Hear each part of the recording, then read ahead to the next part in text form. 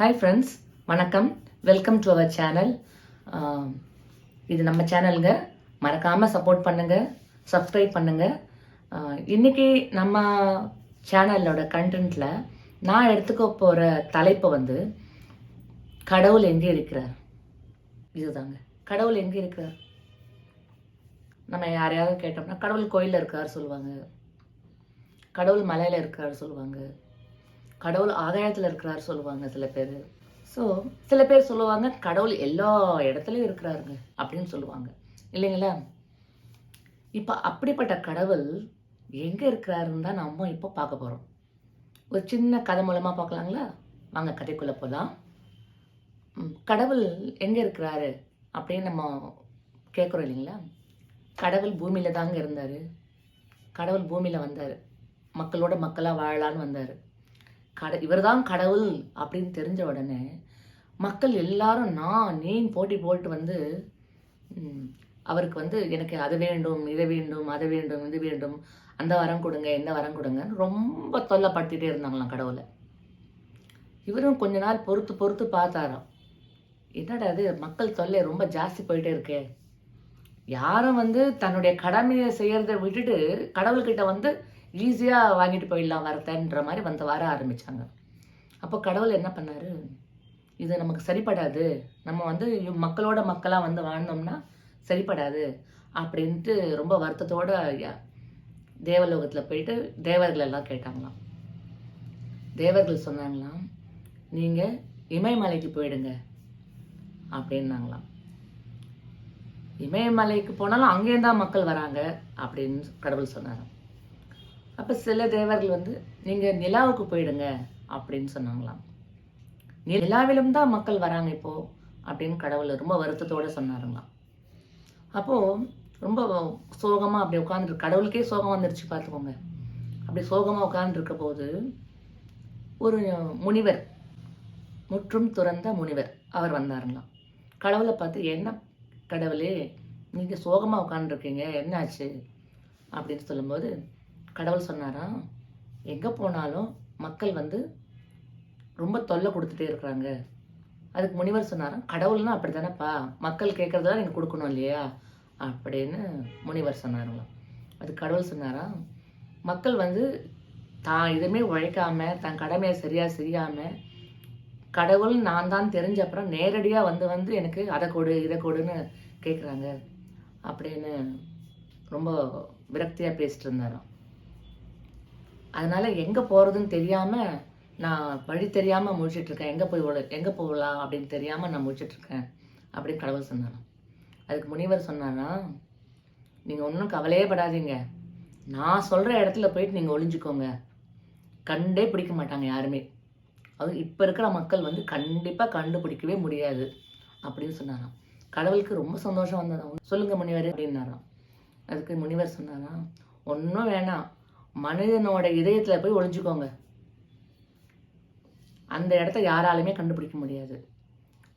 ஏன்னா இப்போ போகிற காலச்சக்கரத்தில் கடவுள் வந்து தன்னுள்ளே கடவுள் இருக்கிறாருன்றத உணராமலே புறத்தில் தேட ஆரம்பிச்சிட்டாங்க. அதுக்காக தான் அந்த முனிவர் சொன்னார் கடவுள்கிட்ட, நீங்கள் மனிதனோட இதயத்தில் போய் ஒளிஞ்சுக்கோங்க, யார் வந்து அந்த ஞானம் பெற்று கடவுள் நம்முள் தான் இருக்கிறாருன்றத தெரிஞ்சுக்கிறானோ அவங்களுக்கு நீங்கள் வரம் கொடுங்க, அவங்க கேட்குறத நீங்கள் கொடுங்க அப்படின்ட்டு சொன்னாராம். கடவுளுக்கு ரொம்ப சந்தோஷமாக இருந்தாங்க. அதாவது எங்கே போகிறதுன்னு தெரியாமல் முடிச்சுட்டு இருந்தார் இல்லைங்களா கடவுள். இப்படி ஒரு ஞானி, இப்படி ஒரு முனிவர், இப்படி ஒரு இடத்த நமக்கு காட்டி கொடுத்துருக்காரு நம்ம போய் மறைஞ்சிக்கிறதுக்கு அப்படின்ட்டு ரொம்ப சந்தோஷப்பட்டு மனிதனுடைய இதயத்தில் போயிட்டு ஒளிஞ்சிக்கிட்டாருங்களாம். அதாவது மனிதன்னா ஒரு மனிதன் இல்லைங்க, நம்ம எல்லாரும் மனிதர்கள் தானே. நம்மளுடைய இதயத்தில் கடவுள் போய் ஒளிஞ்சிட்ருக்காரு. நம்மளால் அதை உணர முடியல.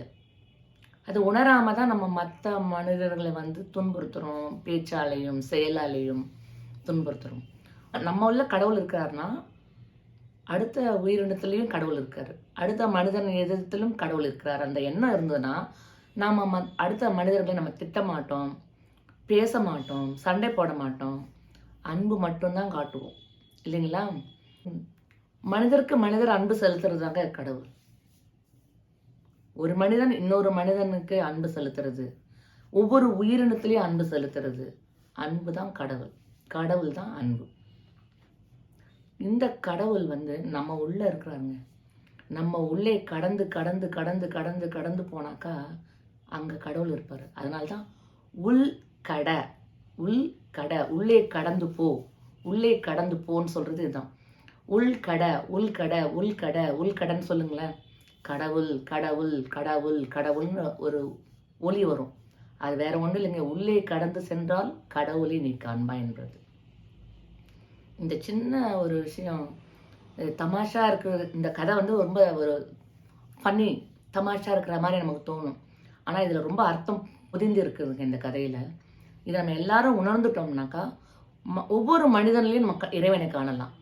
அப்படி ஒவ்வொரு மனிதர்களும் நான் இறைவனை காணும்போது போட்டி, பொறாமை, வன்முறைகள், நம்மளை சுற்றி நடக்கிற கெடுதல்கள் எதுவுமே இல்லாமல் போயிடுங்க.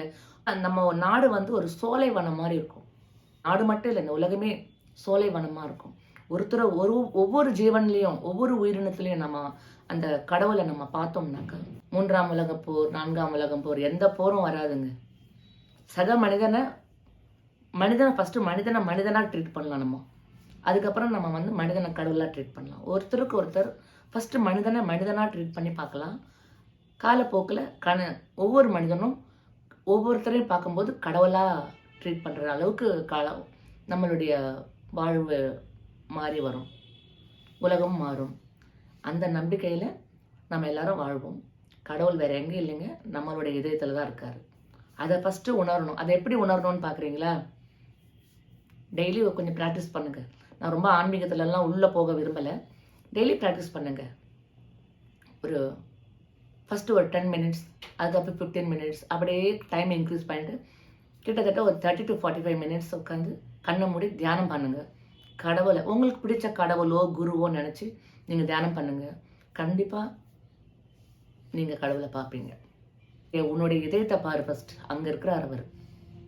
இதை உணர்ந்து நம்ம எல்லாரும் கடவுளை பார்க்க முயற்சி செய்வோம்.